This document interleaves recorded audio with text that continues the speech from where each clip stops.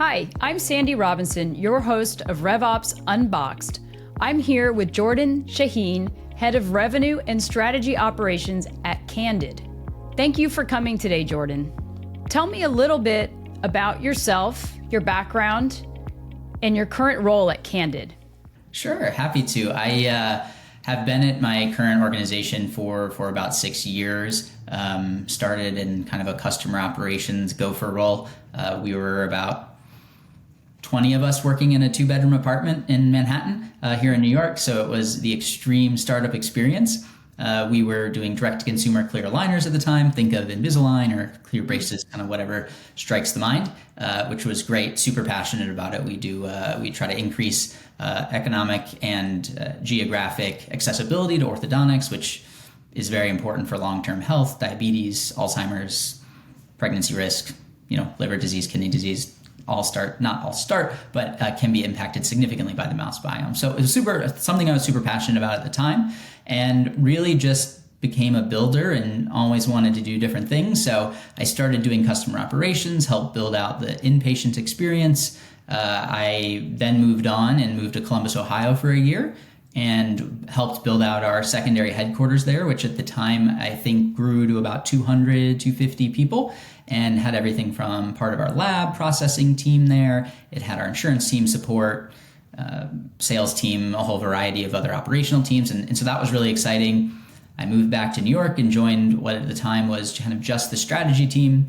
I spent 6 months. We wanted to go in network with dental insurance carriers. In order to do that, you have to have dental professional entities in every state. So I spent 6 months building out almost 50 professional corporations across the US, which is about as boring as it sounds, I can promise you. And then after that, I moved and started working with one of our co-founders on a B2B sub-project that the two of us just kind of ran with right before the pandemic and in the early pandemic. And then about midway through the pandemic, it had grown enough and we saw enough potential in it that we actually shifted the entire business from a direct-to-consumer model over to the business-to-business model that we had built. And so that's been really cool. Since then, I've worked in managing the sales operations teams, enablement, marketing operations, plus our true revenue operations side. And over the last 6 months to a year, have moved more into a revenue strategy side where we're leading some of the larger projects, the initiatives, incremental growth. And I've got a small team, but a very, very successful and reliable team that I love working with every day. And so that's kind of how I backed into revenue operations over the years. Wow. I mean, that is quite an operational background. I mean, when you think about people who get into revenue operations, there's never one clear path, right? Everybody's path is different. So I'd imagine just from, moving into, creating different markets and standing up operations and everything, you have a lot of that kind of problem finder, problem solver kind of abilities. So that's an exciting story. I noticed on your in your background that you report to the chief of staff at your organization. Yeah, so up until recently I did. I've switched over, same role basically, but working directly with our chief experience officer, which is kind of a misnomer in his name. I always kid him about that because he is really the chief of a lot of things officer. And so he leads a lot of our strategy and incremental revenue initiatives and general stuff. He's actually one of the few people who's been there almost as long as I have. He'll approach his 6-year mark very shortly. So yeah, he's been around for a while and it's been fun. Second time I'm working for him actually. So excited to be working with him as well. Chief of staff was awesome too. Jeff Pond, excited to have him. But yeah, I've had, I think 11 or 12 managers over the 6 years I've been there. So it's, I've had a lot of people, I've learned from a lot of people, but I try to just go with the flow wherever I fall in the org. Yeah, I mean, that's great too, because you're making those relationships, and in a RevOps world, that's critical to what we do.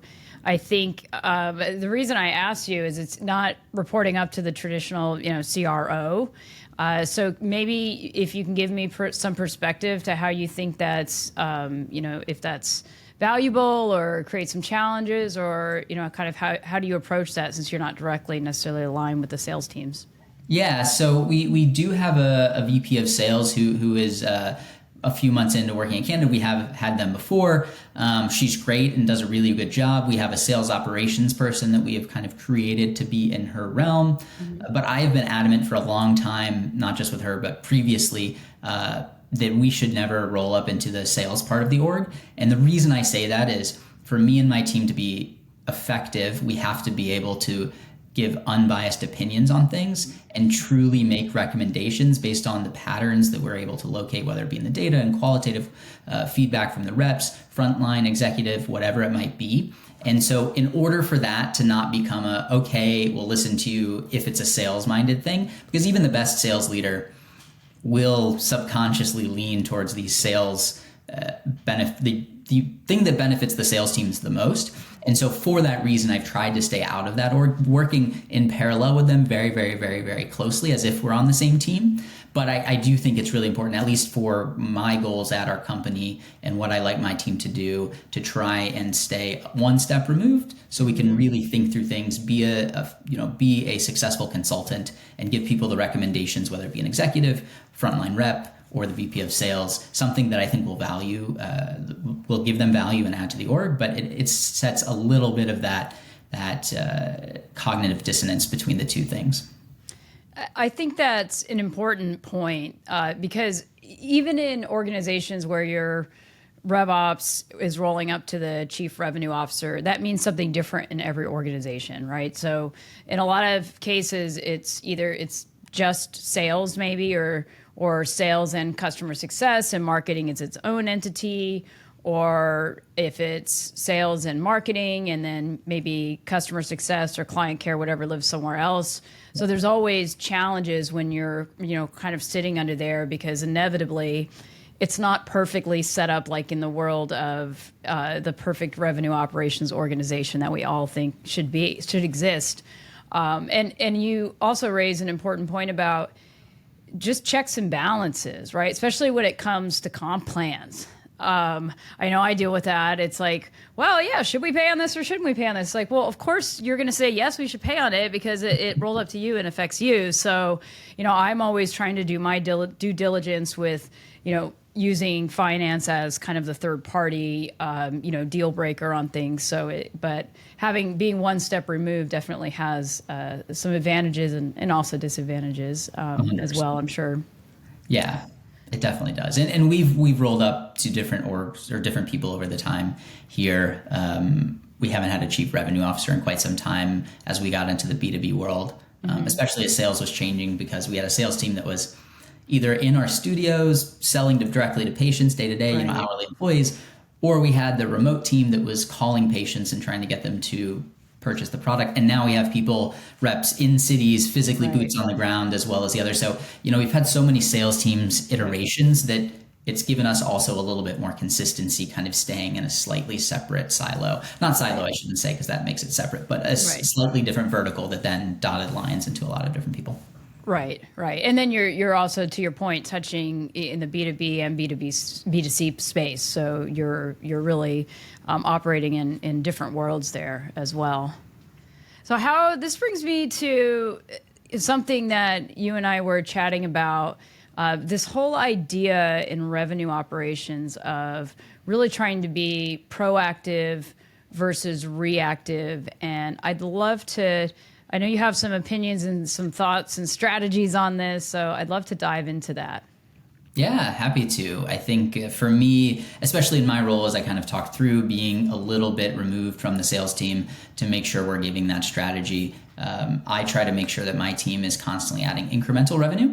And in order to do that, you have to think ahead. You have to think about new products, think about more efficient ways for the sales team or the org to operate. And that's why I tend to lean towards the proactive side. I think reactive is important. Sales ops in my mind does a little bit more of the reactive, helping support the day-to-day, helping create those spur-of-the-moment reports, helping ensure that the frontline sales team has everything they need, commissions, all that stuff. And then our team is able to kind of build on top of that, support that in certain ways, but also really think about how can we benefit the sales team, how can we make them more effective at their job, and hopefully prevent them from having frustrations in the future, as opposed to dealing with those frustrations as they arise. Definitely. And there is always a reactive element. I mean, just as you mentioned, if there's a challenge that impacts the pipeline or impacts a deal or their commissions, like those things rise to the top. Yeah. So how do you manage that with, in a larger organization? How do you manage the requests that come in and try to stay focused in being proactive? How do you manage that with your team? Yeah, I think it's definitely more of an art than a science to some extent. I think there isn't a firm, there's not a formula I can, say that works every time for us or works for everyone. But I think what we've found successful is making sure that we constantly understand our priorities and have bandwidth and capacity available to take on sub-projects, one-off things that we can help with. To be honest, we have as many one-off asks coming from the front line and sales as we do the executive team. So there really isn't any one team that is responsible for all of the random things. We try to support those to the best of our ability, but also just be very upfront about, hey, here's this big incremental revenue thing that we have tasked, the board has tasked, our executive council has tasked on us focusing. And so we try to balance that. We've also, as I said, recently brought on a new sales operations senior associate who's going to be great in helping us handle some of the business as usual items. But again, it comes down to priorities. It comes down to communication is the biggest thing. I try to set expectations. If you ask me for something and I know it's going to take a couple of days, I'm not going to say I'm going to get right on it. I'm going to say it's going to take a couple of days. And sometimes you'll find out how important things are. I have definitely some executives who will ask for something in such terms that it makes it seem like it's due in the next hour. And if you push back a little bit and ask the urgency, they're like, oh yeah, you can get that done in a few days. So I think sometimes revenue operations and people generalists in general feel like there's this urgency to everything that's asked to them. But if you actually take a step back, sometimes things can prioritize themselves if you just ask. Right. Yeah, like when do you need this by? Is if it's for the board deck, then right. that goes right to the top. Yeah, that's like yesterday, right? Exactly. Totally get that. I think it's important just from a lot of folks listening may be wondering, are you using any sort of a tool to receive the request from your team, like a form or something like that, so you can organize and prioritize? Yeah, so historically for us on the sales side and auxiliary teams around that, we have had a form that we've asked, submit, that it goes through things like urgency, it goes through ideal deadlines, the ask, the details, why it's important. For what it's worth, 90% of people say it's the top urgency because that's just how people operate.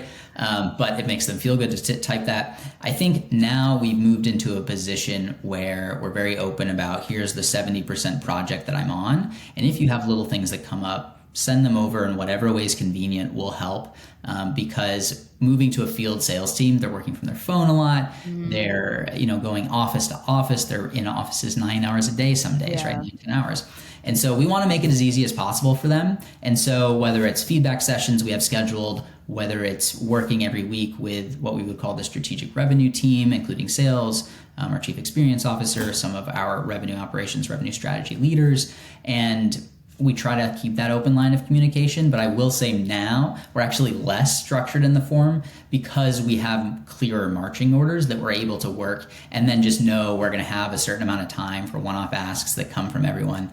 Because I want to make sure we support the rep that is confused in the field and has this weird ask that their area sales director doesn't know. And if that means they're going to call me, then fine, I'm happy to help them. And again, if it's something that someone else can help with, I'm also not afraid to say, hey, this person is probably better positioned to do this faster than I am. Why don't you reach out to them? So of the things that we get as a team, 50% are things that we do, 50%, 40% are things that we say, hey, this person's better off to help you. And 10% kind of just get explained of why they're not necessarily relevant or important to do at all.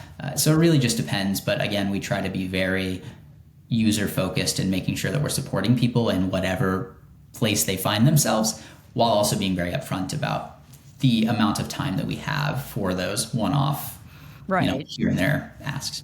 Yeah, I mean, I think that's great, especially if they're actually driving around their car from meeting to meeting to meeting, and they're real quick trying to ping you on something. It's like, however you can do it before you go into your next call. So that's definitely huge. I want to drill down on something you said about feedback sessions. Maybe can you tell me a little bit about how you go about that, and then what do you do with the feedback?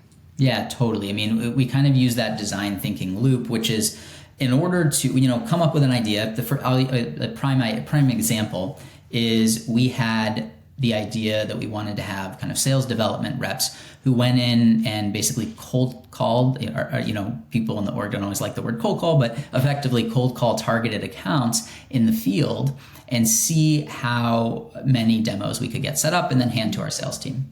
But before we did it, or before we even thought about piloting it with someone, myself, my team, our chief experience officer, and a few others, we went and served as sales development reps for a week in the field. We visited 70 plus practices. We did what we were going to ask this person to do. We wanted to understand what it was like. We wanted to make sure that what we were asking is something that is humanly capable or humanly possible. And so from there, we then created a pilot program where we brought on 2 sales development reps within a structure based on our experience. We then got their constant feedback over about a month before rolling it out more broadly.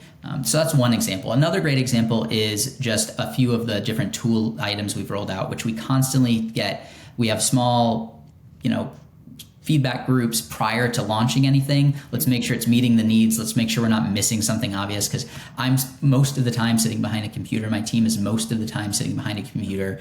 And so it's easy for us to think that something looks good in our eyes, but then practically speaking, it's not usable. And so we do that. And then post-launch is the biggest thing. I think people forget you get the feedback before, which is important, but also once you launch it and you have a larger team using it, sometimes it's just a training issue. Sometimes it's a great point that we need to fix. And sometimes it's like hey, that's a phenomenal point.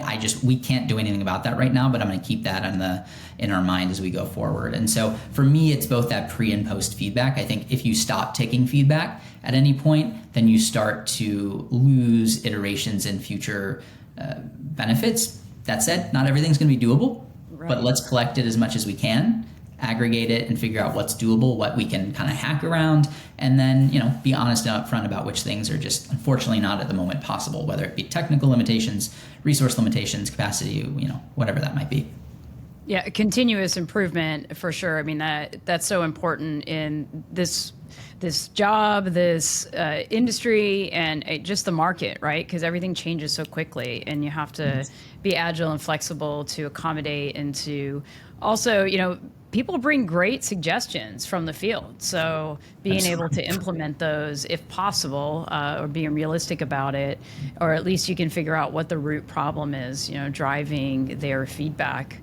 I want to circle back to the first point you made. Yeah. So you went out and got in your car and did some cold calling. Mm-hmm. That's awesome. I'm just going to put that out there. So I have a sales background, and I think it'd be fun to go do that again, like go out and literally knocking on doors. So I think that's just amazing that you're willing to do that and to create the process that way and actually go through it, not just in theory, but in practice. And I'm sure that gives you a ton of credibility too in your org with the sales team, right? So just having that, hey, we went out and did this. So maybe you can just give me a little bit about what that experience was like. Yeah, it was in the field we went to Tampa, so in Florida as well. During the summer, it was 108 degrees while we were there for the whole week. It was the worst week we could have possibly picked to do it, but we got the ultimate tough experience, and we hit probably 10 to 12 doctors a day. As you know, with cold calling, you get some people who are super into it, some people who aren't, but we were able to test different messaging, test and track, hey, when I say this way, is it better? If I come in this way, is it better? Mm-hmm. If I try to talk, whatever it might be, those different operational trials that you're able to figure out, where you are. But we try to do that with most things, because the truth of the matter is, unless you are doing something, it's really hard to fully empathize with it. And so we've done that. We've also worked as our sales team's role before. Again, for my team, my goal is to get them in the field at least once a month doing something, whatever person it's working with. Maybe it's even working with one of our remote folks to see what their life is like. Doing that type of work is really, really important. Again, for feedback, but also just to, I think it's easy to be like, why aren't you doing that as a rep? Or, hey, this is easy. What are you not understanding? For example, we had all of our reps had iPads for a while. And none of us had thought about in the corporate level, hey, those should probably be cellular enabled. So they're not on a hotspot, so they're not doing janky stuff. But it's something we didn't think about until we were in the field and we're like, oh my God, why are we not doing this? And so then we were able to quickly do it. And I think it's things like that you have to see firsthand. But to your point, reps also really appreciate it when you're willing to roll up your sleeves, get in the field. It builds a type of camaraderie that is really hard to create if you're always behind a computer, if you're not going to the national sales meetings, if you're not going in the field sometimes. And I think that's a really important part, especially in field sales roles, because you can't mimic in the field experience by listening to Zoom calls, by hearing sales pitches, all that, because there's really no way to know unless you're there. Right. Yeah, that's oh my gosh, that is so huge. When I ran field sales teams, I was always out in the field with my sales reps, but we even at one point we would do like a buddy day where we would say, hey, this rep from this team, why don't you go ride, spend a day with this person on this other team, and they would just share and get ideas just even outside of their own teams and regions. And found that to be super valuable. It was great for team building and camaraderie, but it was also great for idea sharing. And they would come back with a lot of new tips and learning, like, hey, so and so does this after their call, and because it's just so much different than being behind the screen in like an enterprise sales where you're mostly doing your meetings on a Zoom. And then maybe you're going out for an in-person for a workshop, or when you're getting closer, further down the funnel, right? So that's just great. I think I would imagine you have a ton of credibility in your organization. So kudos to you for doing that. And then also, I love the word janky, and you're like the only person I've ever heard say the word janky. So my husband makes fun of me for saying it. You're like my new best friend. So I know you're going to New York too, right? Are you going to are you going to be at the summit in New York? Yeah. Cool. Yeah. All right. We'll have to catch up and see what other words you have there. So as we, what I'd like to talk about is, any kind of tips. You think of the people that are maybe just trying to get into revenue operations or just really thinking about it, or maybe they're already leaders, but what are some things that you kind of live by, or some tips that you could provide to our listeners? Yeah, I think, the three things that I always think about when someone joins my team is be diligent, be curious, and be hungry. So you come in, I want you to spend that time understanding a business, the good and the bad, always going in with positive intent, which I think is really important. You see a lot of people early in their career come in. It's easy to say, why are you doing it this way, or to judge. Once I had someone come into an interview with 7 pages typed up of what we're doing wrong with our business. And it was like the quickest way to get me to not be super excited. But I think so that curiosity is really important. Diligence is also really important. When we, assign something, when you're finding some issue and you're trying to fix it, it's important to make sure you check off the boxes. You understand how this is going to impact people. Obviously, to the best of your ability. I'm a move fast and break stuff kind of guy from my early startup days. So I also like just getting stuff out and iterating, but the diligence is really important. And the third piece, which you can't teach, is just being hungry. Be wanting to take on cool projects, wanting to go solve some really interesting problem. Figuring out what some interesting problem is and why some metric is the way it is, and that at least is how I've developed my career, is always willing to take on new things, in my instance willing to move at times and figure stuff out. But I think between being curious, diligent, and hungry, that's the heart and soul of a very authentic and whether successful in the moment or future success of a revenue operator. I really love that. That is an amazing way to end this podcast. This has just been a great discussion, Jordan. I really appreciate the time that you took to spend with me today, and I look forward to seeing you soon here in a few weeks. Yeah, absolutely. Thanks so much for having me. It was great to chat. Thanks for tuning in to RevOps Unboxed, and don't forget to subscribe to the podcast so you never miss an episode.